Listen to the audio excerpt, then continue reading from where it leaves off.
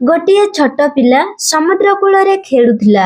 ସେହି ସମୟରେ ସମୁଦ୍ରରୁ ଗୋଟେ ବଡ଼ ଢେଉ ଆସିଲା ଏବଂ ସେହି ପିଲାର ଚପଲକୁ ଭସେଇକି ସମୁଦ୍ର ଭିତରକୁ ନେଇଗଲା। ଏହାପରେ ପିଲାଟି ବାଲିରେ ଲେଖିଦେଲା ଯେ ସମୁଦ୍ର ଚର ଅଟେ। ଗୋଟେ ମାଛ ଧରାଳି ସମୁଦ୍ରରେ ଜାଲ ପକାଇ ବହୁତ ସାରା ମାଛ ଧରିଲା।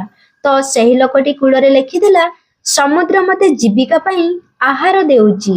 ଜଣେ ବୃଦ୍ଧା ମହିଳାଙ୍କ ପୁଅ ସେହି ସମୁଦ୍ରରେ ବୁଡ଼ିକି ମରିଗଲା। ତ ସେ ଲେଖିଲା, ସମୁଦ୍ର ହତ୍ୟାକାରୀ ଅଟେ। ଜଣେ ବୃଦ୍ଧ ବ୍ୟକ୍ତି ନଇଁ ନଇଁ ସମୁଦ୍ର କୂଳରେ ଯାଉଥିଲା। ତାକୁ ସମୁଦ୍ର କୂଳରେ ଗୋଟେ ମୋତି ମିଳିଗଲା। ତ ବୃଦ୍ଧ ଜଣକ ସେହିଠାରେ ଲେଖିଦେଲା, ସମୁଦ୍ର ଦାନୀ ଅଟେ। ତାପରେ ପୁଣି ହଠାତ୍ ବଡ଼ ଜୁଆର ଆସିଲା ଏବଂ ସମସ୍ତଙ୍କ ଲେଖାକୁ ଧୋଇ ଦେଇ ଚାଲିଗଲା। ସମୁଦ୍ରକୁ କାହା କଥାରେ କିଛି ଫରକ ପଡ଼େ ନାହିଁ ଯେ ତାକୁ କିଏ କ'ଣ କହୁଛି। ଆପଣଙ୍କୁ ଯଦି ଦୁନିଆରେ ସମୁଦ୍ର ବନିବାର ଅଛି, ଅର୍ଥାତ୍ ଆପଣଙ୍କୁ ଯଦି ଦୁନିଆରେ ବହୁତ ବଡ଼ ବନିବାର ଅଛି, ତେବେ କାହା କଥାକୁ ଧ୍ୟାନ ଦିଅନ୍ତୁ ନାହିଁ।